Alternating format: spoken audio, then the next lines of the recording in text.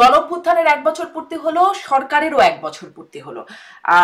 এই ১ বছরে সরকারের ভূমিকা নিয়ে আপনাদের ছোট্ট করে মূল্যায়ন দিয়ে আজকের আয়োজনটা শুরু করতে চাই, এবং এই গণঅভ্যুত্থানের বর্ষপূর্তিরই একটি আয়োজনে মির্জা আব্বাস, বিএনপির স্থায়ী কমিটির সদস্য, তার একটি মন্তব্য আপনাদেরকে শোনাতে চাই। তিনি বলছেন, দেশের অবস্থা, হাসিনা ১২টা বাজিয়েছে, এই সরকার ২৪টা বাজায় দিয়েছে। আহ, জনাব আবু আলম শহীদ খান, আপনি কিভাবে মূল্যায়ন করেন? মির্জা আব্বাস যেভাবে বলেছেন সেভাবে হয়তো আমি মনে করি না। দেশের অবস্থার বড় ধরনের উন্নতি হয়নি এটা আমি মনে করি। যে আমাদের যে প্রধান উপদেষ্টা ছিলেন তিনি যখন আসলেন ঢাকা এয়ারপোর্টে 8 তারিখে 8ই আগস্ট, তারপরে রাত্রের বেলা দায়িত্ব নিলেন। এয়ারপোর্টে তিনি যা বলেছিলেন এবং পরবর্তীতে 25শে আগস্ট জাতির উদ্দেশ্যের প্রথম ভাষণে তিনি যা যা বলেছিলেন সেগুলো যদি একটু আলোচনা করি তাহলে আমরা দেখতে পাবো যে উনি যে স্বপ্ন দেখিয়েছিলেন বা আমাদের অভ্যুত্থানের যে স্বপ্ন আকাঙ্ক্ষা ছিল সেই আকাঙ্ক্ষায় আমরা এখনো পৌঁছাতে পারিনি।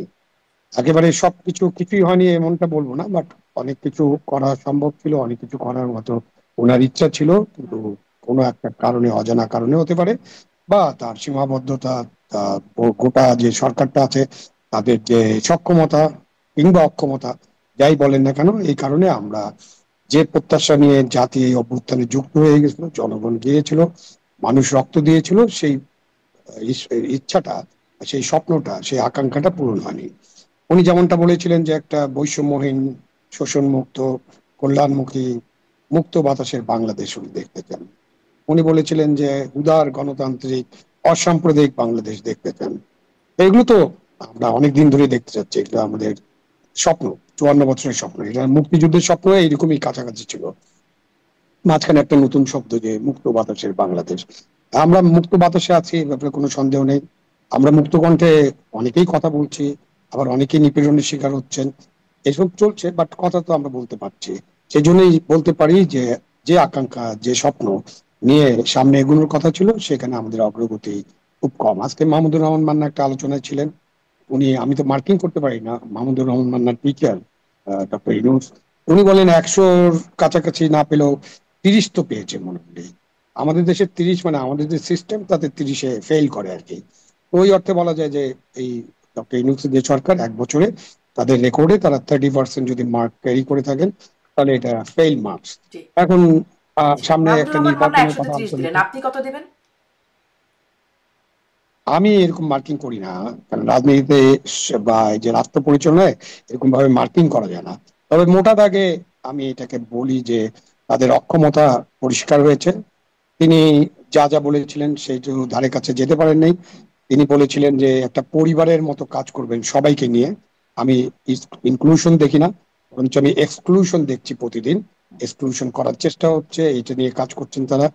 আমি, তারা যে পুলিশ বাহিনীকে সংগঠিত করা, আইন শৃঙ্খলা বাহিনীকে, আইন শৃঙ্খলা পরিস্থিতি উন্নত করা, দ্রব্যমূল্য, মোটা দাগে মানুষের কল্যাণ, বেকারত্ব দূর করা, কর্মসংস্থান সৃষ্টি করা, ওইসব জায়গায় তাদের তেমন কিছুই কাজ হয়নি। জি। শিক্ষা ক্ষেত্রে তারা কোনো কাজেই হাত দেননি। স্বাস্থ্য ক্ষেত্রে কি করছেন ডক্টর জাহিদ এখানে আছেন, উনি আরো ভালোভাবে বলতে পারবেন।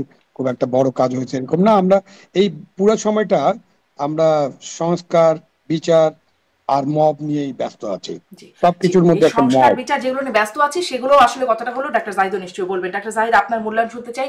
আপনিও কি একটু 100-তে মার্কস দেবেন ডক্টর ইউনূস সরকারকে? মার্কস দেব না, তবে জনাব আবু আলম শহীদ খানের সাথে আমি মোটা দাগে একমত। সরকার যে স্বপ্ন, মানে স্বপ্ন তো আমরা দেখিনি, সরকার স্বপ্ন এসে দেখিয়েছে। ডক্টর ইউনূস আমাদেরকে এগুলো বলেছেন এবং যথেষ্ট অক্ষমতার পরিচয় এবং ব্যর্থতার পরিচয় দিয়েছেন। এবং সবচেয়ে সংকটের জায়গাটা কোনটা, যখন আপনি পারছেন না বলে চারদিকে আওয়াজ উঠছে, আমি যদি দেখতাম যে আপনি চেষ্টা করছেন, ধরুন আমি একটা উদাহরণ দিই, আইন শৃঙ্খলার অবস্থা খুব খারাপ, প্রচুর আলোচনা হয়, তা আমি যদি দেখতাম আপনি স্বরাষ্ট্র উপদেষ্টাকে চেঞ্জ করছেন, আপনার ক্যাবিনেটেরই আর কাউকে দায়িত্ব দিচ্ছেন অথবা বাইরে থেকে কাউকে আনছেন, ওনার একটা সহকারীও আছে, তারপরে তো হয়নি। যখন আপনি পরিবর্তনগুলো করবেন তখন আমরা বুঝবো যে আপনি এটাকে স্বীকার করছেন যে আইন শৃঙ্খলার অবস্থা ভালো না, আমাকে কিছু করতে হবে। আমরা ওই চেষ্টাটাও দেখি না। এটা হচ্ছে সবচেয়ে বড় সংকটের জায়গা। এরকম বহু জায়গায় একই রকম ঘটনা, যে ওই একইভাবে চলছে তো চলছেই, চলছে তো চলছেই, সমালোচনা উনি আদৌ গায়ে নিচ্ছেন কিনা, শুনছেন কিনা, সেই প্রশ্ন আসে।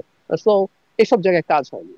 কিন্তু আমি একটা জিনিস এই সরকারকে আসলে ক্রেডিট দিই, আমাকে এই ব্যর্থতার পর আমি প্রায় বলি আমাকে যদি কেউ বলেন যে আমরা রিওয়াইন্ড করে 5 অগাস্টে যেতে পারবো, আলাপ আলোচনা হচ্ছে দেশের দায়িত্ব কে নেবেন, আর আপনি শুনলে অবাক লাগবে, আমি এরপরও বলবো ডক্টর ইউনূস দায়িত্ব নিক। কারণটা বলছি, পোস্ট 5 অগাস্ট আমাদের বিরাট একটা ঝুঁকি ছিল। বাংলাদেশে শেখ হাসিনার পতন মানে শেখ হাসিনার পতন শুধু না, ভারতেরও পতন। ভারতের ফরেন পলিসির ডিজাস্টার হয়ে গেছে বাংলাদেশে। এই একটা দেশে সে কম বেশি খানিকটা সাফল্য তার ডোমেস্টিক পলিটিক্সে দেখাচ্ছিল। সেটার পর আমি বাংলাদেশে খুবই বাজে একটা টার্মোয়াইলের সিচুয়েশন হতে পারতো বলে আমি বিশ্বাস করি। ডক্টর ইউনূস থাকার কারণে, উনি গ্লোবালি এত বড় পার্সোনালিটি হওয়ার কারণে, এবং সাথে একটু ভাগ্য ওনার ছিল, তখন আমেরিকাতে ডেমোক্রেট এবং বাইডেন সরকার ছিল, সেই সরকারটা তার সাথে যথেষ্ট কমপ্লাই করেছে। আমাদের ইন্টারন্যাশনাল চাপ, বিশেষ করে ভারত থেকে যে সংকট হওয়ার সম্ভাবনা ছিল, সেই জায়গা থেকে আমরা দূরে থাকতে পেরেছি। এক, দুই হলো, আমরা আবার যদি প্র্যাকটিক্যাল জায়গা থেকে দেখি, পোস্ট আপরাইজিং মানে মধ্যপ্রাচ্যে কি হয়েছে, যেটা নিয়ে আমরা যে ঢঙের আমাদের মডেলটা আসলে তিউনিসিয়া মডেলের মতো হয়েছে। তিউনিসিয়াতে কি হয়েছে আমরা দেখেছি, ইজিপ্টে কি হয়েছে, দুটো দেশে তো গৃহযুদ্ধ শুরু হয়ে গেছে, ইয়েমেন এবং সিরিয়াতে। সো সেই তুলনায় আমরা এখন পর্যন্ত মোটা দাগে যে জায়গায় আছি, আমাদের সিরিয়াস ব্যর্থতা আছে। এবং আমি কথা সবসময় বলি, শেখ হাসিনা এই দেশের সিস্টেম সব ধ্বংস করে দিয়ে চলে গেছে, তারপরে উনি যদি যথেষ্ট অ্যাক্টিভ হতেন এবং ওনার যদি একটা ভালো টিম থাকতো, আমার আরো অনেক ভালো অনেক কিছু হতে পারতো। এবং আমি প্রায় একটা জিনিস এক্সপেক্ট করেছিলাম, অনেক কিছু করবে এই সরকার তা না, কিছু বেঞ্চমার্ক তৈরি করবে, যেগুলো আমরা পরের সরকারকে দেখাতে পারবো যে দেখো ডক্টর ইউনূস তো এটা করেছিল, তুমি পারো নাই কেন। আপনি বলছেন বিএনপি চাঁদাবাজি করে চাঁদাবাজি করে, কিন্তু আপনি তো চাঁদাবাজ ধরে ধরে জেলে পুরতে হবে, দেখাতে হবে যে আপনি এই কাজটা করেছেন। তখন আমরা বলবো করাপশন বেড়ে গেছে বরং, মানে সরকারের যে অফিসগুলোতে। আপনি যদি এলিমিনেট করা যাবে না, যদি কমিয়ে দেখাতে পারতেন, আমরা পরের সরকারকে বলে কেন ইউনূসের সময় তো এই করাপশন এইরকম ছিল, তুমি পারছো না কেন। কিছু বেঞ্চমার্ক, স্বাস্থ্যের কথা বললেন আবু আলম ভাই, সত্যিকার অর্থে স্বাস্থ্য কোনো রকম কোনো কিছু হয়নি।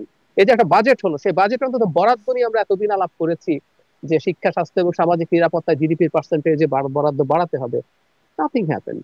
তো সব ব্যর্থতা আছে, কিন্তু এখন আমরা অন্তত তার নেতৃত্বে এখন পর্যন্ত মোটা দাগে, মানে আমরা এখন রাজনীতির মাঠের কথা যদি বলি, মোটা দাগে দলগুলো তার উপরে রিলাই করেন এবং একটা নির্বাচনের দিকে এগিয়ে যাচ্ছে। কিন্তু ওই একটা সংশয় আমার রয়েই যায়, সেটা হচ্ছে উনি নির্বাচনের জন্য যদি খুবই সতর্ক থাকেন এবং ওনার আন্তরিক ইচ্ছাও থাকে, কিন্তু ওনার আন্তরিক ইচ্ছার বিরুদ্ধেও তো একটা ঘটনা বাংলাদেশে ঘটেছে। এটা ঠিক হয়েছে কি বেঠিক হয়েছে ডিফারেন্ট আলোচনা। আওয়ামী লীগকে তো উনি নিষিদ্ধ করতে চান নাই, উনি অনেকগুলো ইন্টারভিউতে আওয়ামী লীগ সম্পর্কে এই ধরনের কথা বলেছেন, কিন্তু যখন মাঠে একটা পরিস্থিতি তৈরি হলো, হি ডিড সারেন্ডার। তো এখন যদি নির্বাচন নিয়ে কেউ বলে যে নির্বাচন পেছাতে হবে, নির্বাচন হওয়া যাবে না, এই আওয়াজ তো কেউ কেউ তুলছে। উনি শেষ পর্যন্ত যদি শক্ত থেকে নির্বাচনটা করে যেতে পারেন, তাহলে তিনি আমি অন্তত, আমি আসলে ঠিক মোটা এই দাগে প্রশ্নের বলবো দিকেই যাচ্ছিলাম ডক্টর ঠিকঠাক। জায়েদ, আপনি যেটি বলছেন। জি, আপনি যেহেতু এটি বললেন নির্বাচনের প্রসঙ্গটি, আমি জনাব আবু আলম শহীদ খানের কাছ থেকে এখন যাই যে এই মানে 1 বছর গণঅভ্যুত্থানের 1 বছর পূর্তিতে এসে অন্তত আমরা জানতে পারছি নির্বাচনটা হবে আগামী বছরের ফেব্রুয়ারির প্রথমার্ধে, আর প্রধান নির্বাচন কমিশনার সেটি নিশ্চিত করলেন। কিন্তু ডক্টর জাহিদ যেটা বলছেন যে আরো সব রাজনৈতিক দলগুলোর মধ্যে এখনো কিছু বিষয় আছে, আগে যেমন চাপ দিয়ে আওয়ামী লীগকে নিষিদ্ধ করানো হয়েছে, তেমনি আসলে অনেকগুলো যদি আছে যে জুলাই সনদের উপর ভিত্তি করে হতে হবে নির্বাচন, সংস্কার বিচার এই বিষয়গুলো আগে নিশ্চিত করতে হবে, যদি না হয় তাহলে নির্বাচনের বিষয়ে ইতিবাচকটা, যদি হয় তবে ইতিবাচক। এনসিপি জামাত মোটামুটি এই দুটি দলই একই অবস্থানে আছে। নির্বাচন আসলে ফেব্রুয়ারির প্রথমার্ধে হবে, এখানে কি এই দলগুলোর এই অবস্থান কি কোনো অনিশ্চয়তা তৈরি করে নির্বাচনের সময়ের উপরে? আপনার প্রশ্নের উত্তরটা একটু পরে দেই, তার আগে একটা লাইন বলতে চাই যে ওই যে চাপের মুখে উনি আওয়ামী লীগের কার্যক্রম প্রশাসনিক আদেশ দিয়ে স্থগিত করেছেন অথবা নিষিদ্ধ করেছেন, এরকমটা আমার মনে হয়। আমার কাছে মনে হচ্ছে যে এটা একটা ফ্রেন্ডলি গেম ছিল। কারণ ওই জায়গায় আপনি যখন চিন্তা করেন, আমার মনে আছে দিনটা ছিল বৃহস্পতিবার রাতের বেলা, আমি একটা টক শোতে ছিলাম, সেখানে একজন সমন্বয়ক ছিল, একজন বড় নেতা ছিলেন। হঠাৎ করে তার ফোনে একটা মেসেজ আসলো যে আমাদেরকে এখন ইউনূস সাহেবের বাসার সামনে দিয়ে ঘেরাও করতে হবে। উনি হতবাক হলে আমি বললাম যে কি ব্যাপার, কি হয়েছে? না দেখেন এখন এই রাতের বেলা, এখন 11:30 বেজে গেছে, কোথায় লোকজন পাবো, কিভাবে যাব, কিন্তু যেতে তো হবে, আমার এখন বাসায় যে কোনো রকম খেয়ে আমি চলে যাব। এটা হলো শুরুটার কথা বললাম। শুক্রবারে সকালবেলা ওখানে স্টেজ বানানো হলো, এর মধ্যে ওখানে কিন্তু 144 ছিল এবং ওই এলাকায় কিন্তু জমায়েত নিষিদ্ধ আছে, জমায়েত নিষিদ্ধ ছিল। এখন আপনি এনসিপি নামে একটা দল এটা করতে গেল, শুক্রবারে ওখানে স্টেজ করা হলো, তারপরে অন্যান্য লোকেরা আসলেন, জমলেন, তারপরে আবার শাহবাগে গেল, শাহবাগ থেকে আবার ইন্টারকন্টিনেন্টাল মোড়ে আসলো। তো এটা তো তখন তো পুলিশকে আমরা 144 ভঙ্গ করার জন্য কোনো ব্যবস্থা নিতে দেখিনি, যেটা আমরা পরবর্তীতে অন্যান্যদের ক্ষেত্রে দেখেছি। বিশেষ করে জগন্নাথ বিশ্ববিদ্যালয় শিক্ষক ছাত্রদেরকে যেভাবে লাঠিপেটা করা হয়েছে, যেভাবে গরম পানি বর্ষণ করা হয়েছে। আর এখানে অনেকে যোগ করে বলেন, না সত্যি কথা, এদেরকে ঠান্ডা পানি দেওয়া হয়েছে, ঠান্ডা পানি খাওয়ানো হয়েছে, খাবার দাবার দেওয়া হয়েছে। সুতরাং ইনুস সাহেব চান নাই, চাপে পড়ে করেছেন। ইনুস সাহেব আসলে, আমি ইনুস সাহেবকে যতটুকু বুঝতে পেরেছি, আমি ওনাকে খুব ভালোভাবে বুঝতে পারিনি এখনো, বাট আমি মনে করি না উনি কোনো চাপের কাছে নতি স্বীকার করেন। উনি যেটা মনে করেন সেটাই করেন, এটাই আমার কাছে মনে হয়েছে। এবং যারা ওনার সাথে আলোচনা করেন, যারাই আলোচনা করেন, প্রত্যেকের কাছে শুনেছি অনেক সব কথা শুনেন। ফাইনালি উনি কোনো রেসপন্স করে না, রিয়াকশন তো করেনই না। এবং ফাইনালি উনি যা করেন সেটা নিশ্চয়ই উনি বুঝে শুনেই করেন। সুতরাং উনি আওয়ামী লীগের যে এই যে করা হয়েছে, যেটা এই যে তাদের কার্যক্রম নিষিদ্ধ করা হয়েছে, এটা ইউনূস সাহেব চেয়েছেন বলেই নিষিদ্ধ হয়েছে। তাহলে একরকম এখন দেখা মিউচুয়াল যাক উনি ইচ্ছাতেই চান। এটি হয়েছে, মিউচুয়াল ইচ্ছাতেই। হ্যাঁ, কিন্তু আমি আমি আমি মনে করি যে উনার ইচ্ছাতে এটা হয়েছে, কারণ আচ্ছা, উনি দায় সামনের এড়াতে পারবেন নির্বাচনের না। ক্ষেত্রেও আর যদি উনি চাপের মুখে করেন, তাহলে আচ্ছা, চাপটা কতটুকু ছিল সেটাও একটু আলোচনা করতে হবে, যে কি চাপ ছিল। হুম, কতজন মানুষ, বাংলাদেশের 12 কোটি ভোটার, আর সারা বাংলাদেশে কি এরকম সংগ্রাম হয়েছে কিনা, সারা বাংলাদেশের মানুষ এরকম ঐক্যবদ্ধ হয়েছে কিনা, বা কত সংখ্যক মানুষ এটা চেয়েছে। তো সুতরাং ওগুলো আলোচনা করলে আপনি ওই ওই চাপটা অনেক বড় চাপ ছিল না। আপনি এখন দেখেন যে আপনি নির্বাচনের কথা বলছেন, উনি একটা নির্বাচনের তারিখের মতো দিয়েছেন যে ফেব্রুয়ারিতে রমজানের আগে নির্বাচন হবে, এবং উনি তার ভাষণে বলেছেন একটা চিঠি দেবে, এবং পরের দিন তার মুখ্য সচিব একটা চিঠিও লিখেছেন। এখন সো ফার সো গুড। কিন্তু মাঝখানে এখন যে এই যে জামাতে ইসলামী, এনসিপি যাদের কথা বলছেন, ইসলামী দল, তারা একটা নতুন পিআর সিস্টেমের বিষয়টা সামনে আনলো। এবং এটা কিন্তু আপনার যে আলোচনা হচ্ছিল যে আমাদের যে কিছু কিছু সংস্কার করতে হবে, বা অনেক কিছু সংস্কার করতে হবে, অনেক মৌলিক সংস্কার হয়তো করতে হবে, সেই আলোচনায় পিআরটা কোনো বড় ইস্যু ছিল না। এখন তারা এটাকে বড় ইস্যু করছেন, এবং এনসিপি তো বলেই দিয়েছে যে তারা নির্বাচনে যাবেন না, আরো কিছু কিছু দাবি যদি তাদের পূরণ না হয়। এইটার ক্ষেত্রে যদি আমরা আওয়ামী লীগের যে কার্যক্রম নিষিদ্ধকরণ, সেটার যে চাপটা, সেই চাপের চেয়ে একটু বেশি চাপ হয়ে যাবে না যখন এনসিপি, জামাতে ইসলামী, ইসলামী দলগুলো একসাথে যদি এটা করে, এবং তারা যদি নির্বাচন করতে না চায়, এবং আওয়ামী লীগ যদি নির্বাচনের মাঠে না থাকে, তাহলে কি নির্বাচন হবে? এটা কি কোনো নির্বাচন হবে যে নির্বাচনটা জনগণের কাছে, মানে বাংলাদেশের মানুষের কাছে গ্রহণযোগ্য তো হবেই না। এবং কি আমাদের যারা বন্ধু রাষ্ট্র আছে, ইন্টারন্যাশনাল একটা স্ট্যান্ডার্ড আছে, সেটাতে আমরা সেটা থেকে দূরে থাকতে পারবো না। আমি ভারতের কথা চিন্তা করি না, ভারতের কোনো ইন্টারন্যাশনাল স্ট্যান্ডার্ড ওরা কি চায় এটা নিয়ে আলোচনা কিছুই নেই। বাট আমাদের যে ইন্টারন্যাশনাল স্ট্যান্ডার্ড আছে সেখানে তো এটা গ্রহণযোগ্য হবে না। সেই জন্য আজকে একটা আলোচনা আমি বলেছি যে একটা জিনিস হতে পারে, যে আপনারা যারা জাহিদ যারা ছিলেন, বৈষম্য বিরোধী আন্দোলনে একসাথে কাজ করেছিলেন, কাঁধে কাঁধ মিলিয়ে, এবং অনেক মানুষের শহীদ হয়েছেন, অনেকে রক্ত দিয়েছেন, প্রত্যেক দলের, প্রত্যেক জনগোষ্ঠীর বা প্রত্যেক সাধারণ মানুষের রক্ত কিন্তু মিশে আছে এই আন্দোলনের মধ্য দিয়ে। আপনারা ঐক্যবদ্ধ হয়ে একটা নির্বাচন আয়োজন করেন, এবং আপনারা ইনক্লুসিভ নির্বাচন করেন। আওয়ামী লীগের অপরাধী যাদের বিচার হচ্ছে তাদের বিচার করেন, এবং আওয়ামী লীগের অপরাধীদের বিচার চলতে থাকুক, তাদেরকেও সুযোগ দেন। আপনারা ঐক্যবদ্ধভাবে নির্বাচন করে, নির্বাচনের মধ্য দিয়ে আওয়ামী লীগকে ঐক্যবদ্ধ হবেন কি পরাজিত করে, করেন, ঐক্যবদ্ধটা হবেন পরাজিত কি করে? করেন। মানে গণ অভ্যুত্থান যারা করেছেন তারাই তো আসলে সেই এনসিপি, তাদের এই মানে জন্য তো প্রধান ঐক্যবদ্ধ প্রথম হতে সারিতে বলছি, তো তারা আছেন। যে ঐক্যবদ্ধ হওয়ার বিষয়টা হচ্ছে যে যারা এখন বিভিন্ন কথা বলছেন, প্রত্যেকের হলো পার্লামেন্টে তাদের ভাগ চাই। এটা তো পরিষ্কার যে আমি পার্লামেন্টে যেতে চাই, কেন পিআর চাই আমি? জামাত ইসলাম পিআর চাই, যদি জামাত ইসলামের ভোট 7-8% ছিল, এখন যদি 10% হয়, তাহলে তারা 30টা আসন পাবে যদি ভাগে পায়। ইসলামী আন্দোলন এরকম 15-16%, বাট এখনো জানা যায়নি। বাট এইসব করে হয়তো তারা বেশ কিছু আসনে তারা যেতে পারবেন। সেই জন্য তো পিআরটা মূলত চাওয়া হচ্ছে। বাট পিআর এর ইতিহাস, পিআর কোন কোন দেশে আছে, আপনি একটা উন্নত বিশ্বে আছেন, পিআর কিভাবে চলে, পিআর কেন করতে হয়, এবং পিআর আমাদের দেশের জন্য উপযোগী কিনা, এটা একটা বড় দীর্ঘ আলোচনা। এই মুহূর্তে পিআর একটা ইস্যু করে বা সংস্কার করেই ফেলতে হবে, মৌলিক সংস্কার সব শেষ করতে হবে, আবার একটা গণভোট চাই আমরা, এই গণভোটটাও করতে হবে আগে, অথবা লোকাল গভর্নমেন্ট নির্বাচন আগে করতে হবে। এই যে কতগুলো শর্ত হুম। দিয়ে দেওয়া, জুড়ে দেওয়া, এগুলো হচ্ছে যে আমরা নির্বাচন যারা ডিলেট করতে চান, ডিলে করলে যাদের লাভ হবে, তারা এই কাজগুলো করছেন। স্পষ্ট, এখন যদি স্পষ্ট ওই যে শর্ত চাপের জুড়ে মুখে দিয়ে আবার নির্বাচন ইনিশিয়েট করে আসেন। দেরি করানোর যে চেষ্টা, শর্ত জুড়ে দিয়ে, এবং সেটা নিয়ে চাপ প্রয়োগ, আপনি আওয়ামী লীগের নিষিদ্ধ সেই ঘটনাটা উল্লেখ করছিলেন, সেই সময়ের অবস্থাটা। ডাক্তার জাহিদ, আপনার কাছেও আসলে এই প্রশ্ন যে আমরা তো সরকারের ইচ্ছা আছে কিনা, মানে আওয়ামী লীগ নিষিদ্ধ হয়েছে মিউচুয়াল ইচ্ছায়, সরকারও আসলে যে খুব অনিচ্ছুক ছিল তেমনটি না বলে মনে হচ্ছে। তো সেখান থেকেই নির্বাচন পেছানোর ব্যাপারে ওই সরকারের কি কোথাও একটা সুপ্ত ইচ্ছা আছে কিনা? কারণ এটাও তো আমরা শুনেছিলাম আরো 5 বছর থাকুক, আজীবন থাকুক। প্রেস সচিব আবার সেরকম একটা জিনিস শেয়ারও করেন, একসময় খুব প্রচারণা হলো সামাজিক যোগাযোগ মাধ্যম সহ বিভিন্ন জায়গায়। এখন আবারও কোনো মিউচুয়াল ইচ্ছায় ভবিষ্যতে এরকম নির্বাচন দেরি হওয়া, ঝুলে যাওয়ার আশঙ্কা দেখেন কি? আমি একটা বেনিফিট অফ ডাউট দিতে চাই। আমি জনাব বাবু আলম যেটা বলছেন যে এখানে সরকার একটা পাতানো খেলার মতো হতে পারে, হতে পারে, এটা এটা আমি উড়িয়ে দিচ্ছি না, কিন্তু আমরা বেনিফিট অফ ডাউটই দেই, ধরে নিলাম ডক্টর ইউনূসের সদিচ্ছা আছে। কিন্তু যদি এরকম পরিস্থিতি হয় উনি কি করবেন আসলে?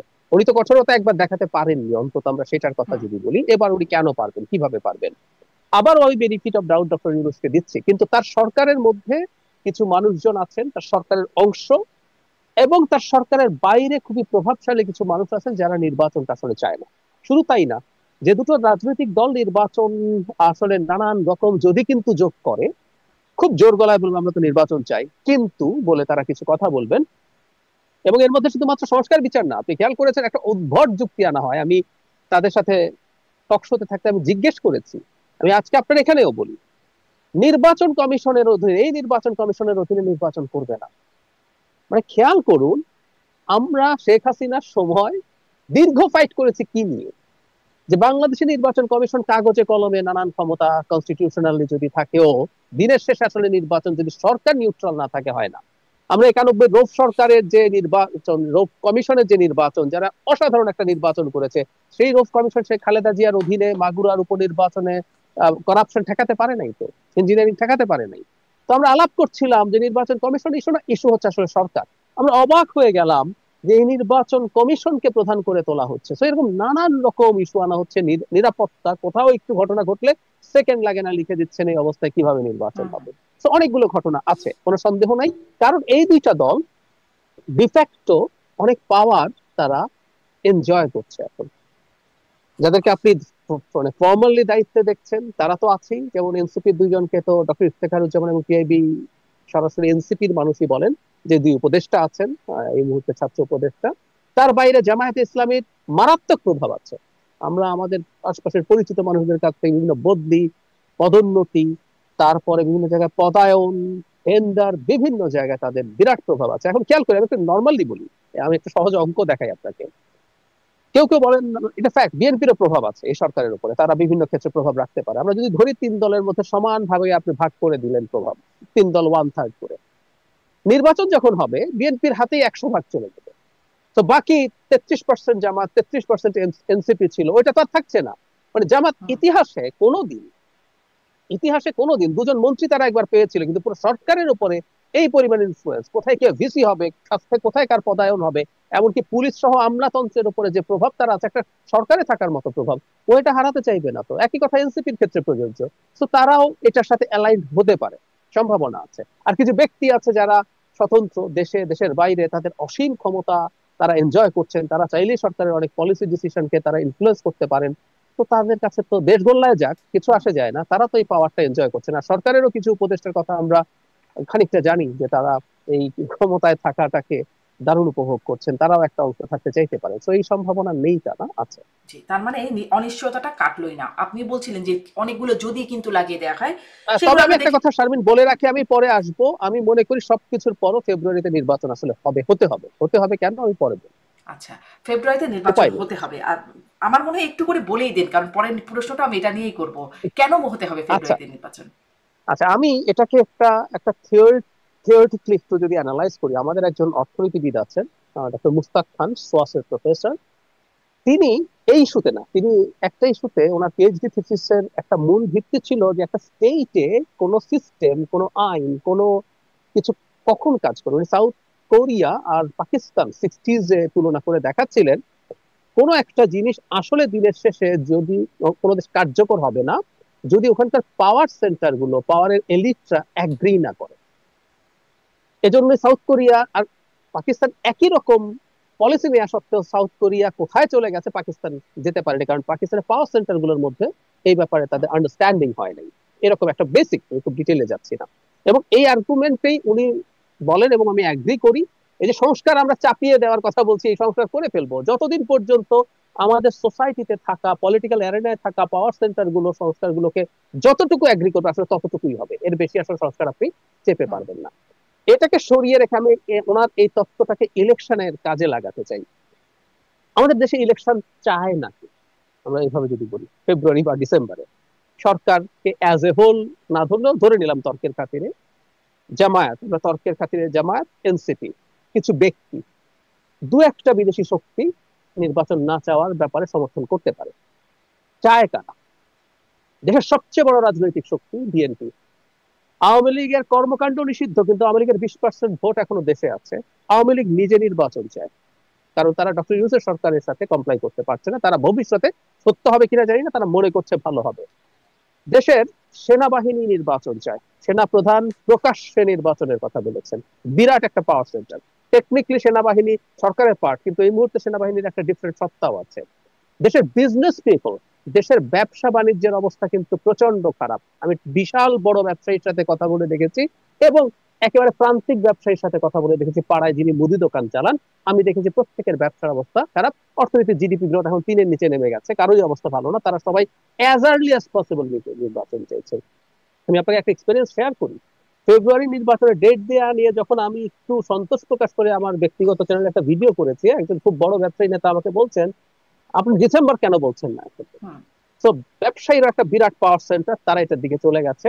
ব্যুরোক্রেসি মোর অর লেস ইলেকশনের দিকে, জনগণ ইলেকশনের দিকে, এবং এবং জরুরি কথা, বিদেশি কিছু শক্তিও এখানে ইলেকশনের পক্ষে আছে। আপনি যদি দুটাকে পাল্লায় ওজন দেন, দেখবেন নির্বাচন সেই চাওয়ার পাল্লায় ওজন ক্ষেত্রে দিলে আওয়ামী লীগের নিষিদ্ধ করার সেই পাল্লাতেও বাকি ছিল, মানে সেখানে তো এনসিপি হুট করে জাম তুলে ফেললো।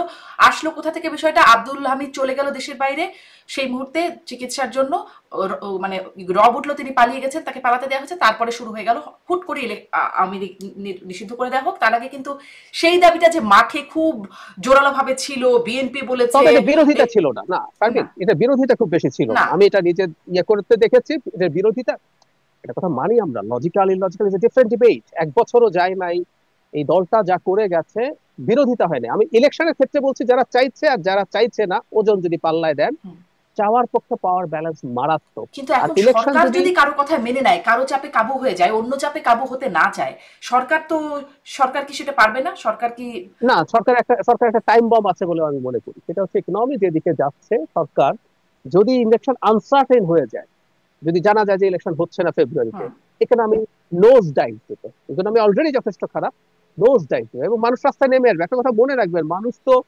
এখনই যেভাবে কথা বলছে, বিভিন্ন মানে আমরা সংস্কার বিচারের কথা বলবো। আমি আপনাকে একটা এক্সপেরিয়েন্স শেয়ার করি। আমি খুব রেগুলারলি সিএনজিতে করি, আমি সিএনজি ড্রাইভারদের সাথে কথা বলি যে আপনার এখন ক্যাব কেমন পড়ে। আমি নিজে বুঝি একটা মোড়ে কি পরিমাণ সিএনজি দাঁড়িয়ে থাকে, কতটুকু বার্গেইন করা যায়, এগুলো দিয়ে আমি তার অবস্থা বুঝতে পারি। তারা বলছে তাদের অবস্থা ভালো না। যেই মানুষটার আর্নিং কমে গেছে, টিকে থাকতে পারছে না, ও না সংস্কার বিচার টিচার বুঝবে না, ও প্রয়োজনে আবার কেউ নেমে যাবে। সুতরাং সরকার, ইকোনমি যদি খুব খারাপের দিকে যায়, সরকার আসলে টিকতে পারবে বলে আমার মনে হয়। এই জন্য উচিত হবে, হ্যাঁ আমি মানে কিছু কেওস হবে, কিন্তু শেষ পর্যন্ত নির্বাচন হওয়া ছাড়া কোনো অপশন নেই। আপনিও কি তাই মনে করেন জনাব আবু আলম শহীদ খান? নির্বাচন ছাড়া কোনো অপশন নাই, মানে এটাই কি শেষ পর্যন্ত, মানে ফাইনাল একটা জায়গায় অনিশ্চয়তা তাহলে নাই? অনিশ্চয়তা আছে, অনিশ্চয়তা নাই এটা বলবো না। যে অনিশ্চয়তা, যে ওই যে চায়ের পেয়ালা থেকে ঠোঁটের দূরত্ব অনেক সময় যোজন যোজন দূরত্ব হতে পারে, এবং অনিশ্চয়তা আছে। কিন্তু একটা নির্বাচন হতে হবে। নির্বাচন এই জন্য হতে হবে যে আপনি যে ফ্যাসিবাদ বিরোধী আন্দোলন বা যে গণঅভ্যুত্থান হলো, এটা তো ফ্যাসিবাদের বিরুদ্ধে। এর উল্টা পৃষ্ঠায় তো মানে ফ্যাসিবাদকে যদি আপনি বাতিল করেন, তাহলে আপনি কি করবেন? তা আপনি একটা গণতান্ত্রিক ব্যবস্থায় ফেরত যাবেন। তার মাঝখানে আপনি এখন সংস্কার নিয়ে আলোচনা করছেন, খুবই ভালো আলোচনা। সংস্কার নিয়ে আলোচনা হওয়া উচিত, এবং সংস্কার নিয়ে যে আলোচনা রাজনৈতিক দলগুলোর মধ্যে হয়েছে, এটা বাংলাদেশের 54-55 বছরের ইতিহাসে কখনোই এত ঘন্টার পর ঘন্টা তারা আলোচনা করেন নাই। এটা একটা অনেক উন্নত আলোচনা হয়েছে, সেখানে অনেক মতদ্বৈততা আছে, মতবিরোধ থাকতে পারে, এটা একটা গণতান্ত্রিক প্রসেস, এবং অনেক আলোচনা হয়েছে, অনেক কিছু জনগণও জানতে পেরেছে, এবং অনেক কিছু রাজনৈতিক দলগুলো শিখতে পেরেছে। যেটা জাহিদ বললেন খুব ইম্পর্টেন্ট, যে এই যে ক্ষমতা এনজয় করছে কিছু কিছু মানুষ, জামাত, এনসিপি, আরো কিছু মানুষ যারা উপদেষ্টা পরিষদে আছেন, যাদেরকে আপনি একটা ইউনিয়ন পরিষদের নির্বাচন, তাদের নির্বাচন করার দরকার নেই, তারা কনসালটেন্ট টাইপের মানুষ। তো তাদেরকে যদি একটা ইউনিয়ন পরিষদের নির্বাচন করতে বলেন, তারা কিন্তু সেটাও করতে যাবে না, এবং সেখানে তারা জিততে পারবে বলে মনে হয় না।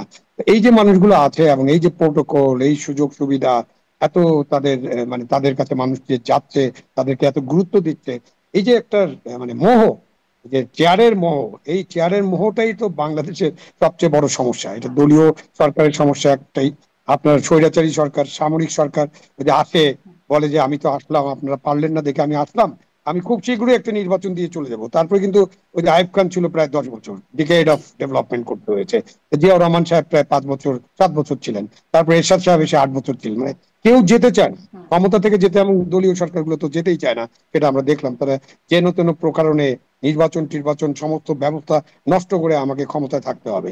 সুতরাং এই যে অন্তর্বর্তীকালীন সরকারে যারা আছেন, তাদের যে ধরনের কমিটমেন্ট থাকার দরকার ছিল, বা তাদের যে ধরনের মোটিভেশন বা কমিটমেন্ট, একদম সোজাসুজি যে আমরা এসেছি, আমরা একটা একটা ক্রিটিক্যাল সময়ে দায়িত্ব গ্রহণ করেছি, যেটাকে আমরা ওই যে বাংলায় বলি না, রাজনৈতিক সংকটের মুখে দায়িত্ব গ্রহণ করেছি, এখন এই সংকট মোকাবিলার জন্য আমরা এই কাজটা করতে চাই। প্রথম থেকে কিন্তু তারা এটাতে গুরুত্ব না দিয়ে অন্য কিছুতে তারা গুরুত্ব দিতে গিয়েছেন প্রথম দিকে। মানে আমরা মনে করেছি, আমিও ব্যক্তিগতভাবে মনে করতাম যে একটা অন্তর্বর্তীকালীন সরকার 2 থেকে 3 বছর তার মেয়াদ হওয়া উচিত, কারণ তাকে কিছু কিছু বড় সংস্কারে হাত দিতে হবে এবং রাজনৈতিক দলগুলোকে সহায়তা করতে হবে। কিন্তু ওই যে আপনি যে সময়টা নিয়ে চিন্তা করতেন, এই সময়টা খুব গুরুত্বপূর্ণ।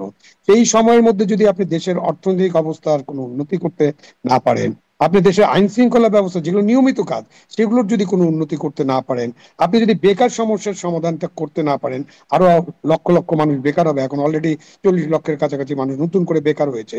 দারিদ্র সীমার নিচে চলে গেছে আরো 1 কোটির বেশি মানুষ। আগেই 5 কোটি মানুষ ছিল, এখন 6 কোটি মানুষ।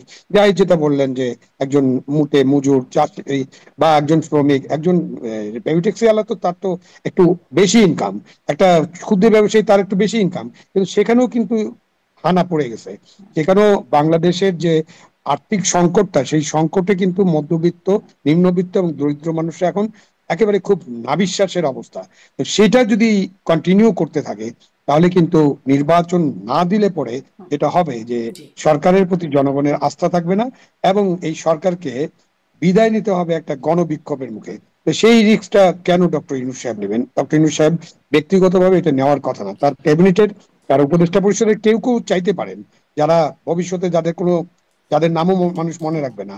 আমি আমি জানি যে এখানে যে 21 জন 22 জন 23 জন আছেন, তাদের অনেকের নাম কারো মনে থাকবে না। কিন্তু সেই রিস্কটা আসলে কেউই কেন নিতে চাইবেন? ডক্টর ইউনূস তো শুধু না, কিন্তু সবাই আসলে দেখি দিন শেষে নিতে চান, সেই রিস্ক নিয়ে হলেও ক্ষমতায় থাকতে চান। অতীত অভিজ্ঞতাগুলোর কথা আপনি যেরকম বলছিলেন, সেইগুলো যদি একটু যাচাই করি, তাহলে সেরকমটাই মনে হয়। অনেকগুলো যদির কথা আমরা আলোচনা করছিলাম, বিচার সংস্কার, গণপরিষদ নির্বাচন ইত্যাদি ইত্যাদি। এখন নতুন আরো একটা যদি জুলাই সনদ, এবং সেটির উপর ভিত্তি করেই হতে হবে নির্বাচন, একই রকম বলছে এনসিপি জামাত, দুটি দলই। আমি ডক্টর জাহিদ আপনার কাছ থেকে একটু শুনতে চাই যে আসিফ মাহমুদ তিনি বলেছিলেন 8ই আগস্টের মধ্যে হবে জুলাই সনদ। অবশ্যই এরকম জুলাই ঘোষণাপত্র নিয়েও আগে বহুত সময় আসছে, সেই সময়টার মধ্যে পারে নাই, পরে হয়েছে অন্তত। এখন এই নতুন আবার যদি যখন যুক্ত হলো জুলাই সনদ, সেটির ভবিষ্যৎ আপনি কি দেখেন? কবে হবে যে জুলাই সনদ? ঐক্যমত কমিশনে তো ঐক্যমত ঠিক অনেক ক্ষেত্রে হচ্ছে না, আবার মৌলিক ঐক্যমত না হলে সেটাও আবার মানবে না, এটাও বলে দিচ্ছে। তাহলে জুলাই সনদটা আসলে ভবিষ্যৎ কি দেখেন? জুলাই সনদ নিয়ে অলরেডি একটা সমস্যা আমি আইডেন্টিফাই করেছি, এটা নিয়ে আমি কথা বলেছি, লিখেছি। সেটা হলো ঐক্যমত্য কমিশনের কথা ছিল ফ্যাসিলিটেটর হওয়া, তারা সবার সাথে বসবেন এবং যতগুলো জিনিসে একমত হবেন সেটা নিয়ে একটা সনদ হবে, সবাই সাইন করবে। কিন্তু তারা এমন কিছু জিনিস অন্তর্ভুক্ত করছেন যেটা সবচেয়ে বড় political stakeholder BNP agree করেনি, এবং তারা নোট অফ ডিসেন্ট দিচ্ছে। মানে নোট অফ ডিসেন্ট দিয়ে একটা জুলাই সনদ নেওয়ার কোনো অর্থ আমি দেখি না। এবং অন্য যারা আছে তাদেরকেও এটার ব্যাপারে ডক্টর ইউনূসের বা সরকারের দিক থেকে কনভিন্স করা জরুরি ছিল, কারণ ডক্টর ইউনূস নিজে একটা ইন্টারভিউতে বলেছিলেন যেন মাহফুজ আনামের সাথে, যে আমরা ফ্যাসিলিটেটর, আমরা কোনো শাসক নই। সেটাই হওয়া উচিত ছিল। দ্বিতীয়ত শারমিন, আমি একটা জিনিস মনে করি, এই যে জুলাই সনদ, বিচার বা আরো যা যা নিয়ে ইলেকশনের যে একটা আনসার্টেনিটি দেখা যাচ্ছে, এটা আসলে খুব মেজর ইস্যু বলে আমি মনে করি। পলিটিশিয়ান এবং পলিটিক্যাল পার্টির সব কথাকে একদম আক্ষরিক অর্থে না নেওয়াই ভালো হবে। আমি মনে করি যে বিএনপি যেহেতু ক্ষমতায় যাওয়ার জন্য অপেক্ষা করছে, তারা রাজনীতি করে, তারা ক্ষমতায় যেতে চায়, তো একটা আনসার্টেনিটির অবস্থা তৈরি করে তাদের কেউ কেউ আসলে বিএনপির সাথে বার্গেইন করতে চায় বলে আমি ধারণা করি। যখন এগুলো হবে, তারা বিএনপির সাথে কোনো ধরনের বার্গেইনে যেতে চায়, বিএনপি তাদেরকে ডাকবে, কথা বলবে, তাদের কিছু চাওয়া না পাওয়া আছে সেগুলো নিয়ে করবে। সুতরাং আমি এই সবগুলোকে আসলে খুব শক্তভাবে, যে তারা এগুলো শক্ত হয়ে স্টেবল হয়ে বসে থাকবে তা দেখছি না। তারা এটা তাদের একটা হলো রাজনীতির স্বার্থে, যখন সংস্কার শব্দটার সাথে তো আমাদের educated conscious middle class, urban middle ক্লাসের এক ধরনের সংযোগ আছে, তো সংস্কার বললে তাদের সাথে কানেক্টেড হওয়া যায়। একই সাথে যে বললাম চাপ তৈরি করা যায়, এইভাবেও দেখতে পারি। সুতরাং এটাকে খুব আমি অত বড় করে দেখি না। জি, জি। এবং এই একটু জুলাই ঘোষণাপত্র যেটি অন্তত হয়ে গেল, জুলাই সনদের অনেক আনসার্টেনিটির জায়গা আছে, কিন্তু ঘোষণাপত্র হয়ে গেল 5 তারিখে। এটি একটু শুনতে চাই যে সেটির যে প্রতিক্রিয়া, সেটি নিয়ে একটু মূল্যায়ন, একটা ছোট্ট মূল্যায়ন আপনি দেবেন, কারণ এটি নিয়ে ইতিমধ্যে আপনারা কথা বলেছেন বিভিন্ন জায়গায়, আমি শুনেওছি সেই বিষয়ে। তারপরেও একটু শুনবো।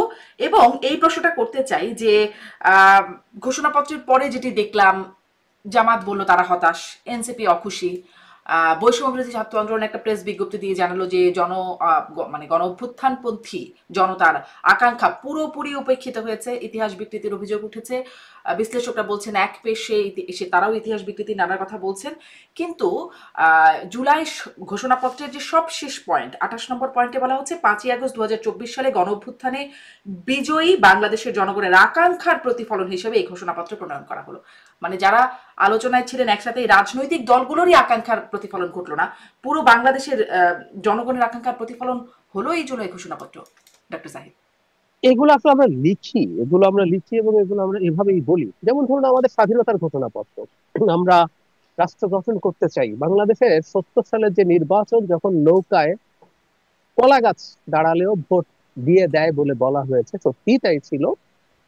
সেখানে স্বাধীন বাংলাদেশ চাওয়া হয়নি, 6 দফার ভিত্তিতে আমরা একটা স্বায়ত্তশাসন চেয়েছিলাম। তাতেও 26% মানুষ পূর্ব পাকিস্তানের নৌকায় ভোট দেয়নি, 26%।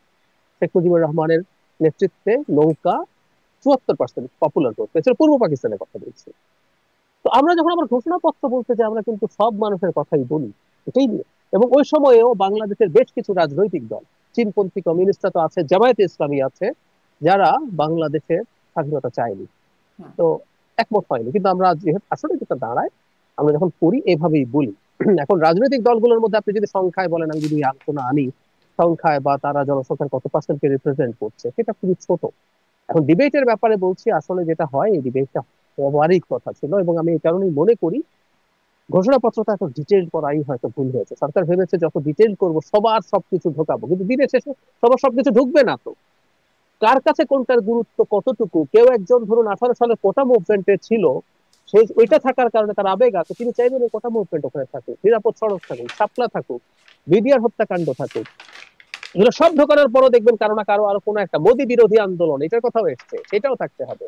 আমি যদি বলি 71 কথাটা সব আনা হয়েছে, আমি যদি প্রশ্ন তুলি 71-এর কথা আমরা যখন লিখবো, এই মাটির কিছু মানুষজন যে আমাদের রাষ্ট্র গঠনের পেছনে বিরুদ্ধে দাঁড়িয়েছে, রাজাকার আলবদর হয়েছে, তাদের সেটাও উল্লেখ করতে হবে। ধরুন আমি আমি এটা আমার যদি চাওয়া হয়, তো এই চাওয়াগুলো চলতে থাকে, চলতে থাকবে। এগেইন আমি বলি, এটা হচ্ছে এনারা রাজনীতি করার চেষ্টা করছেন, এবং বিশেষ করে এনসিপি এবং জামাতের ইদানিং এটাকে এভাবেও পড়া উচিত, তারা সরকারের বেশ সমালোচনা করতে চাইছেন, বিশেষ করে এনসিপি। কারণ এনসিপির বিরুদ্ধে অভিযোগ যে তারা কিংস পার্টি, এমনকি টিআইবির মতো প্রতিষ্ঠান, ডক্টর ইফতেখারুজ্জামানের মতো খুবই রেসপেক্টেড একজন মানুষ এই ধরনের অভিযোগ সরাসরি করেছেন। যখন করছেন, তারা এখন সরকারের বিরুদ্ধে বেশ উচ্চকিত আমরা মাঝে মাঝেই দেখি, মাঝে মাঝে দেখবো। এটা আসলে ওই তকমাটা গা থেকে একটু সরানোর জন্য এরকমও হতে পারে। আচ্ছা, এটা একটা কারণ, এটা একটা ইন্টারেস্টিং পয়েন্ট। আমি জনাব আবু আলম শহীদ খান, আপনার কাছ থেকেও একটু জুলাই ঘোষণাপত্রে আসলে জন আকাঙ্ক্ষার প্রতিফলন কতটা দেখলেন? আমি দেখছিলাম বিশ্লেষকরা এখানে কি বলছেন।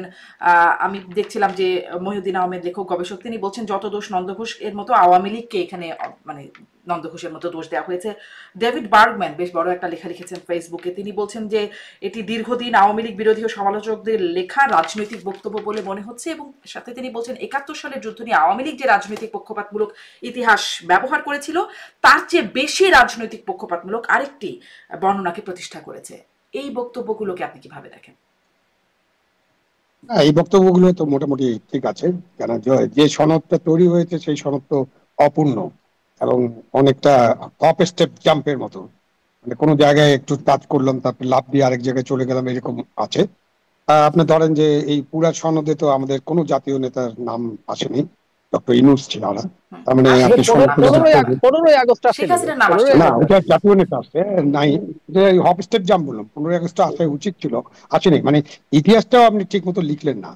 আমার কাছে মনে হয়, আমার এক লাইন যদি বলি, আমি সবার লেখা টাকা অনেক লেখাই হয়েছে, সমালোচনা আছে, সেগুলো তো একদম কারেক্টলি আইডেন্টিফাই করছে। ডেভিড বার্গম্যান যেটা লিখেছেন সেটা কমপ্লিট লেখার মতো, মানে একেবারে পুরোটার ব্যবচ্ছেদ ওনার লেখার মধ্যে আছে। আমি এক লাইনে যেটা মনে করি, ডক্টর ইউনূসের এর বেশি কিছু করার ছিল না। উনি কোনো পক্ষকেই সন্তুষ্ট করতে পারছিলেন না। এখন তো এটার একটা বিপ্লবী সরকার করতে হবে, বিপ্লবের ঘোষণা দিতে হবে। ওই যে আমাদের যে স্বাধীনতার ঘোষণা, 70 সালের নির্বাচনে আমাদের স্বাধীনতা নিয়ে কিন্তু আমরা নির্বাচন করি নাই, এটা ঠিক।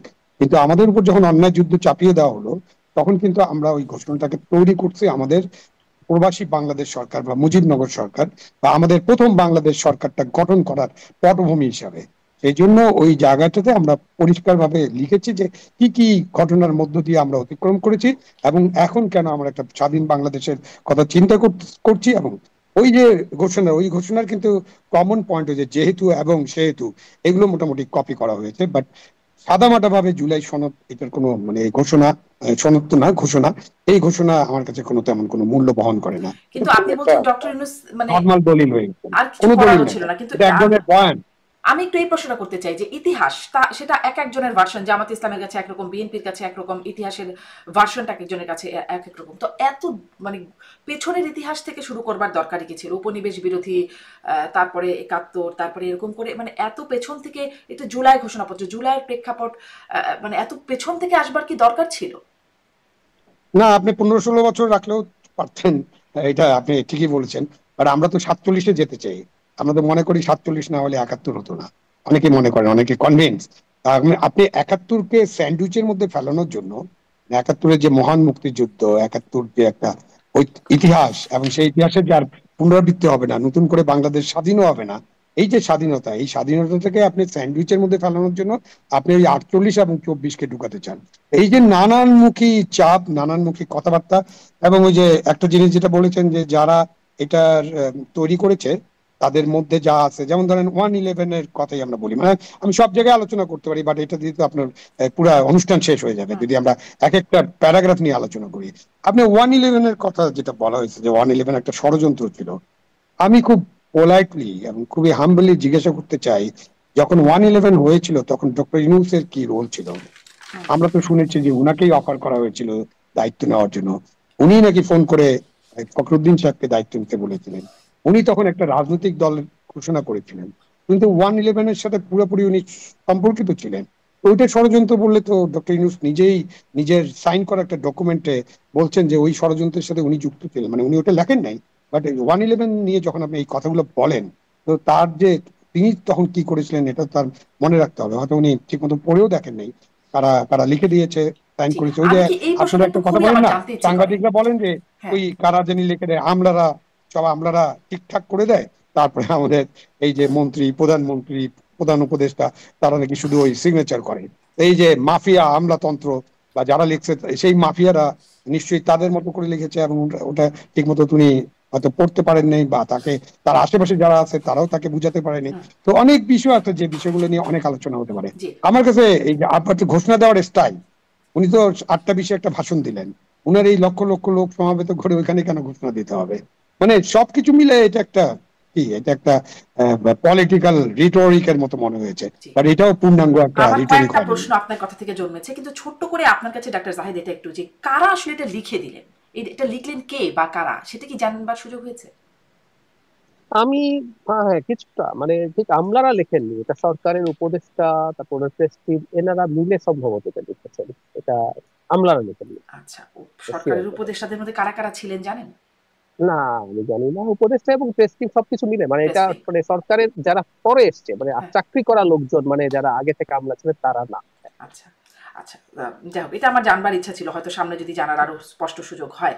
এই জনাব আবু আলম শহীদ খান যেটি বলছেন যে স্যান্ডউইচ, 71-কে স্যান্ডউইচের মধ্যে ফেলার, আপনি কি একটু বলবেন যে সেই চেষ্টাটা হচ্ছে, আর হলে কেন হচ্ছে? আমরা নাহিদ ইসলামের একটা ফেসবুক পোস্ট দেখলাম, বেশ শক্ত একটা পোস্ট। তিনি এর মধ্যে বেশ কিছু লিখছেন, অনেক কথাই লিখছেন। একটা জায়গায় লিখছেন, এই প্রজন্ম, ইংরেজিতে লিখছেন, যদিও আমি বঙ্গানুবাদ করে পড়ছি, এই প্রজন্ম ইতিমধ্যে 71-কে অতিক্রম করেছেন। কেউ আর পক্ষে 71 বা বিপক্ষে 71 এই দ্বিমুখী রাজনীতিকে মেনে নিতে প্রস্তুত নয়। 71 ইতিহাসে থাকবে রাষ্ট্রের ভিত্তি হিসেবে, সম্মানের নীতি হিসেবে, কিন্তু আর রাজনৈতিক বৈধতার নিয়ামক হবে না। একইভাবে 47 ইতিহাসে লেখা থাকবে, স্মরণীয় থাকবে, কিন্তু রাজনৈতিক স্বার্থে ব্যবহৃত হবে না, এই হচ্ছে কথা। রাজনৈতিক বৈধতার নিয়ামক হবে না 71, তাহলে কি 24 এখন রাজনৈতিক বৈধতার নিয়ামক? আমি তো গত তারা তো, বছর হ্যাঁ জাহিদ বলেন। হ্যাঁ, বলবেন কিছু বলে নেন, না, আপনি এরপরে বলেন, বলছি। আপনাকে প্রশ্ন। আমি গত বছর ডিসেম্বরে 16ই ডিসেম্বর একটা কলাম লিখেছি প্রথম আলোতে এই চেষ্টা নিয়ে, 24 দিয়ে 71কে ঢেকে দেয়া। এটা ফ্যাক্ট, 24-এ জামায়াতে ইসলামী ছাত্র শিবির তারা ইনভলভ ছিল, বিএনপি বা সব দলই ছিল, তারাও ছিল। এটা হওয়ার সাথে সাথেই তারা একটা চেষ্টা শুরু করেছে 24 দিয়ে 71কে মুছে দেওয়ার। মানে আমি জনাব নাহিদ ইসলামের এই চেষ্টার মধ্যে খানিকটা হলেও ঢোকা দেখে খুবই হতাশ হয়েছে। আমি সেই জায়গায় আসবো। মানে আমরা 71 কেন ইস্যু হবে বা হবে না, আমাদের 71-এ কি রেজলিউশন হয়েছে? আজও ওই 71-এ মুক্তিযুদ্ধের সময় বিরোধিতাকারী, আমি এইভাবেও বলেছি শারমিন, আমি জামায়াতের আমির যখন আহ বলছেন যে আমরা যদি অপরাধ করে থাকি এবং সেটা যদি প্রমাণিত হয় তাহলে আমরা ক্ষমা করবো, আমি এভাবে বলেছি, খেয়াল করুন, ধরে নিলাম তাত্ত্বিকভাবে, আবার বলছি তর্কের খাতিরে, তারা কোনো ফৌজদারি অপরাধের সাথে জড়িত ছিল না, কিন্তু পাকিস্তান মিলিটারি বাংলাদেশে বা তৎকালীন পূর্ব পাকিস্তানে যে রকম মানবতা বিরোধী অপরাধ, যুদ্ধাপরাধ করছিল, বর্বরতা চালাচ্ছিল, তার পক্ষে আপনি পলিটিক্যালিও থাকতে পারেন না। এটাই গর্হিত অপরাধ, বিভৎস অপরাধ, কিন্তু এগুলোর কোনো রেজলিউশন হয়নি এবং তারা এখন রাজনীতিতে আছে। তাহলে 71 ইস্যু হবে না কেন? হতে হবে, হতে হবে। এবং বাংলাদেশ 71ই আসলে 24-কে আমরা, শুধু 24 না, 90, 24 বা আমাদের 2050-এও যদি কোনোদিন একই ধরনের একটা লড়াই হয়, আমরা চাই এই ধরনের লড়াই বাংলাদেশে আর না হোক, আমরা একটা গণতান্ত্রিক ব্যবস্থার মধ্যে স্থায়ীভাবে ঢুকে যাই। সেটা আসলে 71-এর কন্টিনিউয়েশন। আমরা সেই বিখ্যাত আমাদের সাম্য, মানবিক মর্যাদা, সামাজিক ন্যায় বিচারের যে কথা বলেছিলাম, যেখানে যেখানে এটা লঙ্ঘিত হবে, আমরা আমাদের স্বাধীনতার সংগ্রাম ছিল, এটা মুক্তির সংগ্রামও ছিল, 7ই মার্চে শেখ মুজিবুর রহমান যেভাবে বলছেন, তাহলে মুক্তিও তো আসেনি। তো যখনই এটা আসতে থাকবে, মানে যেখানেই ঘাটতি হবে, ওটা ওখানেই থাকবে। এবং এই চেষ্টা মূলত জামায়াতীদের চেষ্টা, এবং জনাব নাহিদ ইসলাম অত্যন্ত পলিটিক্যাল একটা ভুল করেছেন এই ব্যাপারে তাদের সাথে খানিকটা হলেও অ্যালাইন্ড। জি, ইটস এ আমি ডিজাস্টার ফর হিজ আমি পার্ট। জনাব আবু আলম শহীদ খান আপনার কাছেও ছোট করে এই বিষয়ে জানতে চাই, আপনি এই বিষয়টা কিভাবে দেখছেন? নাহিদ ইসলাম বলছেন 71 আর রাজনৈতিক, মানে এটা রাজনৈতিক বৈধতার নিয়ামক হবে না। আমি এই প্রশ্নটা করছিলাম, তাহলে রাজনৈতিক বৈধতার নিয়ামক হিসেবে কি এখন 24-কে ব্যবহার করা আমি হবে? এক সেকেন্ড একটা জিনিস শুধু যোগ করে দেই। ওই যে আওয়ামী লীগ নিষিদ্ধকরণের সময় তো শিবির মাঠে ছিল, এটা ব্যাকফায়ার করেছে অলরেডি। শিবিরটা দেখেছে, তারা ওই গোলাম আজমের বাংলায় হুম। আর মানে নিজামীর বাংলায় বৈষম্যের ঠাঁই নাই। তো আমরা ফেসবুকে ইয়াংদেরকে লিখতে দেখেছি, গোলাম আজম আর নিজামীর তো বাংলা ছিল না, ওদের তো এটা পূর্ব পাকিস্তান ছিল। আজও কিন্তু ট্রোল হয় যখনই ঘোষণা, দ্যাটস ভেরি ইন্টারেস্টিং, ঘোষণাপত্রে যখন তাহের সাহেব বলছেন এটা কিছুই হয় নাই, পছন্দ করছি না, তখন ইয়াংরাই ট্রোল করছে, হ্যাঁ এখানে বাংলাদেশ লেখা হয়েছে, এখানে পূর্ব পাকিস্তান লেখা হলে ভালো হইতো। সুতরাং ইয়াংদের কাছে এটার গুরুত্ব নেই, কথাটা একেবারেই ভুল। ইয়াংরা 71 ভুলে নেই, ভুলবে না। এবং সত্যি এখন কথা হচ্ছে, আমরা ভুলতে দেব না। একটা কথা যোগ করে রাখি, আওয়ামী লীগ 71-কে নিয়ে চেতনার নাম করে ভুল ইতিহাস, মিথ্যা ইতিহাস এবং এই সকল চেতনার নাম করে ফ্যাসিবাদ কায়েম করেছে, কোনো সন্দেহ নাই। কিন্তু আমাদের একটা 71 হয়েছে, যেটা আমাদের এই রাষ্ট্রের পুরো জন্ম এবং তার উপরে ভিত্তি করে আমাদের অস্তিত্ব, ওটাকে আমরা এভাবে 24 দিয়ে বা অন্য কিছুতে মানে ঢেকে দেওয়া 24-কে হবে, এটা কেন্দ্র আমরা করে আবার হতে নতুন কোনো ফ্যাসিবাদ কায়েম না হোক, সেটাও নিশ্চয়ই একটা হতে প্রতিষ্ঠা জি। জায়গা। জি, আবু আলম শহীদ খান, আপনার কাছ থেকেও সেই রাজনৈতিক বৈধতার নিয়ামক কি এখন, মানে তরুণদের কথা বলা হচ্ছে, তরুণ নাহিদ ইসলামরাও তরুণদের দল হিসেবে দাবি করেন, তো মানে 24-ই এখন রাজনৈতিক নিয়ামতার বৈধতার নিয়ামক হবে কিনা এক। নাহিদ ইসলাম আরো লিখছেন, এখন রাজনীতি হবে 24-এর মূল্যবোধের ভিত্তি করে। আমার প্রশ্নটা যেটা করছিলাম, এখানে একটা উত্তরও অনেকটা ওরকম আছে। এবং তিনি লিখছেন, যারা 71-এ ফিরতে চায় তারা 24-এর নতুন রাজনৈতিক বাস্তবতাকে অস্বীকার করছে। 24-এর অভ্যুত্থান বহু রাজনৈতিক শক্তির জন্য প্রায়শ্চিত্তের সুযোগ এনে দিয়েছে তাদের অংশগ্রহণের মাধ্যমে। কাদের প্রায়শ্চিত্ত হলো বলে মনে হচ্ছে? না, 24-কে নিয়ে নাহিদ ইসলাম যা যা লিখছেন, হ্যাঁ উনি সরাসরি যুক্ত ছিলেন, উনার একটা ইমোশন থাকতে পারে, ইমোশন থেকে উনি অনেক কথাবার্তা বলতে পারেন, যে ঠিক আছে উনি মনে করতে পারেন, কিন্তু এরকম মনে করার কারণে যে 24-এ অনেক কিছু নিয়ামক হয়ে গেছে। 24-এ একটা গণ অভ্যুত্থান, প্রথমে কোটা দিয়ে শুরু হয়েছিল এবং তারপরে এক দফা এবং একটা স্বৈরাচারী ব্যবস্থার পতনের অভ্যুত্থান। এটা তো একটা রাষ্ট্রের জন্মের অভ্যুত্থান না, বা জন্মের যুদ্ধ না।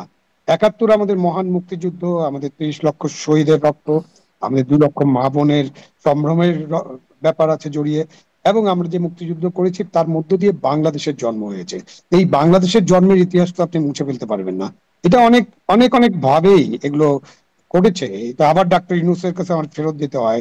ডক্টর ইউনূস সাহেব তার ভাষণে বলেছিলেন পুরানদের বাদ দিয়ে দিতে আর কি, এবং একটা রিসেট বাটন চাপার একটা কথা হয়েছিল মনে হয়। তাকে বিবিসি তে বোধহয় কি প্রশ্ন করা হয়েছিল, তখন তিনি খুব একটা ইমোশনাল হয়ে গেছিলেন।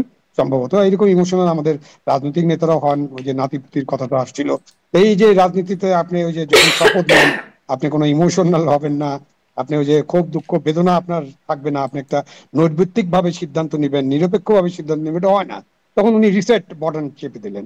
এগুলো হলো রিসেট বাটনের ইয়া চলছে আর কি। আমি তো রিসেট বাটন চাপলে তো আর আপনার হার্ড ডিস্ক থেকে কিছু মুছে ফেলা যাবে না। 71 আসলে আমাদের হার্ড ডিস্ক, আপনি সফট ইয়া দিয়ে সফটওয়্যার দিয়ে এগুলো কিছুই মুছে ফেলতে পারবেন না। 71 যারা অস্বীকার করে, 71-এর সময় যারা আমাদের পক্ষে ছিল না, বাংলাদেশের স্বাধীনতার পক্ষে ছিল না, যারা অন্যায় অপরাধ করছে বা করে নাই, ফৌজদারি অপরাধ না করলেও তারা যে পাকিস্তানি সেনাবাহিনীর যে অ্যাট্রোসিটি এবং তাদের যে মানে নিদারুণ মানবাধিকার লঙ্ঘন, যুদ্ধ অপরাধ, এগুলোকে সমর্থন করছে, তাদেরকে তো তাদের বলতে হবে যে তারা এটা অন্যায় করছে বা তারা এটা ভুল করেছে। আর আপনি ওই ভুলটা করেছেন, এখন আপনি সুযোগ পেয়েছেন, 24-এ আপনার একটা অংশগ্রহণ ছিল, আপনার দলে আরো শক্তিশালী হয়েছে, সেই জন্য আপনি একটা মুছে ফেলার চেষ্টা করবেন। আর এর মধ্যে আমাদের এই যে ইয়াং যারা আছে, ইয়াং টার্কস যারা এখন নতুন দল করলেন, যারা এখন আপনার উপদেষ্টা পরিষদে আছেন, তারা হঠাৎ করে যে 71 মুছে ফেলার চিন্তা করবেন, 71-কে কোনো ওটার কোনো থাকবে না প্রমাণ, এসব বললে তো হবে না। তারা তো দ্বিতীয় রিপাবলিক করতে চান। এখন দ্বিতীয় রিপাবলিক নিয়ে একটু ভালো মতো পড়াশোনা করলেই তো দেখা যাবে যে দ্বিতীয় রিপাবলিকে কি হয়েছিল, প্রথম রিপাবলিকের সময় কি হয়েছে। 7-8 বছর খালি কাটাকাটি, যারা বিপ্লব টিপ্লব করেছিলেন প্রত্যেকের গিলোটিন হয়ে গেছে। এই জন্য প্রথম রিপাবলিক বলি না আমরা, ভর চটে যে আমরা প্রথম রিপাবলিক করি না, আমরা ওটা 71-কে ছেড়ে দিয়েছি প্রথম রিপাবলিক। এখন আমরা দ্বিতীয় রিপাবলিক আছি।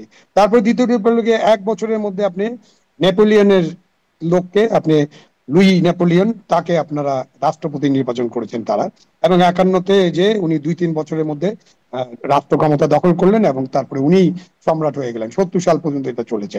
আমরা তো এরকম প্রথম রিপাবলিক, দ্বিতীয়, তৃতীয়, পঞ্চম এইসব করে তো কোনো লাভ নেই। আপনি দেশের মধ্যে থাকেন, দেশের অবস্থা নিয়ে চিন্তা করেন, দেশের অভ্যন্তরীণ পরিস্থিতি কি, মানুষ কোন জায়গায় আছে, মানুষের চেতনা কোন জায়গায় আছে, সেটা নিয়ে আপনার চেষ্টা করেন যে আপনার কিভাবে রাজনীতিটা করবেন। ওনারা এটা ভুল রাজনীতি করতেছেন, এই ভুল রাজনীতির জন্য ওনাদের ক্ষতিগ্রস্ত হবেন ওনারা। জি, এবং এই সুযোগটা তো আওয়ামী লীগ নিতেই চাইবে না। 71-এর পরে যদি জামাত রাজনীতি করতে পারে, 24-এর পরে তো আওয়ামী লীগও চাইতে পারে যে তাহলে আমরাও রাজনীতি করতে না, চাইবো। ভুলের সুযোগের বিষয় না, আওয়ামী লীগের বিষয়টা কমপ্লিটলি ক্লিয়ার। আওয়ামী লীগের যারা অন্যায়ের সাথে ছিল, যারা মানবাধিকার লঙ্ঘনের সাথে ছিল, টাকা পাচারের সাথে ছিল, লুটের সাথে ছিল, মানে এরকম আরো 20টা আইটেম আছে যে খারাপ খারাপ জিনিসের সাথে ছিল, তাদের অবশ্যই বিচারের আওতায় আসতে হবে, তাদের বিচার হতে হবে এবং তাদের ন্যায্য বিচার হতে হবে। আপনি এটা আবার ক্যাঙ্গারু কোর্টের মতো বিচার করতে পারবেন না। আপনার আইসিটির বিচার নিয়ে কিন্তু স্ট্যান্ডার্ড নিয়ে অনেক প্রশ্ন উঠেছে এবং প্রশ্ন উঠবে, শেষ করবো। সুতরাং আপনি যেভাবে চাচ্ছেন সেটা হবে না। আর আওয়ামী লীগ একটা দল যার জাহিদ মনে করেন 20%, তারা তো 46-45% ছিল, ওখান থেকে ধরুন কমতে কমতে আমরা কমাতে চাই, 40 করেন, 35 করেন, 30 করেন, আবার 20 করেন। 20 করলেও আপনি ভোটার যদি 12 কোটি হয়, তার মানে প্রায় 2.5 কোটি মানুষ আওয়ামী লীগের ভোটার আছে। তো এই মানুষগুলোকে তো আপনি বাইরে রেখে, একটা দলকে বাইরে রেখে আপনি যদি ইনক্লুশন, যে এক পরিবার, আপনি যে রিকনসিলিয়েশন, এটা কিন্তু হবে না। আপনি যদি জাতিকে, আওয়ামী লীগ যেটা করেছে, যে অন্যায় করেছে, জাতিকে বিভক্ত করে রাখা হয়েছে এবং গণতন্ত্র হরণ করে একটা ফ্যাসিবাদ কায়েম করা হয়েছে, আপনি তো সেখানে যেতে পারবেন না। আপনি সবাইকে নিয়ে আপনি একটা নির্বাচনে যান, নির্বাচনের মধ্য দিয়ে আপনি নিষিদ্ধ, নির্মূল, এসব কিন্তু ওয়ার্ক করে না। এটা আমাদের প্রমাণক, অন্য দেশে আমি যেতে চাই না। আমাদের প্রমাণক হচ্ছে জামাতে ইসলাম, আমাদের প্রমাণক হচ্ছে হিজবুত তাহরির, নিষিদ্ধ আছে, এখনো নিষিদ্ধ। তারপরে তারা ওই অভ্যুত্থানের পরে তারা তাদের শক্তিমত্তা অনেক প্রদর্শন করেছিল, তারপরে সরকার একটু কঠোর হওয়ার পরে তারা এখন আর দেখা যায় না কিছু, বাট তারা তো আছে, তলে তলে আছে। এরকম আওয়ামী লীগকে আপনি নিষিদ্ধ, নির্মূল করে শেষ করতে পারবেন না। যেটা মুসলিম লীগ শেষ হয়ে গেছে কিভাবে, একটা গণতান্ত্রিক প্রক্রিয়ার মধ্যে দিয়ে। আপনি আমার দেশে একটা এরকম নিষিদ্ধ গণতান্ত্রিক করে শেষ প্রক্রিয়া, করতে হয় নাই, তার মানে রাজনীতিকে আসলে নিষিদ্ধ করে শেষ করা যায় না, এটি হচ্ছে বক্তব্য।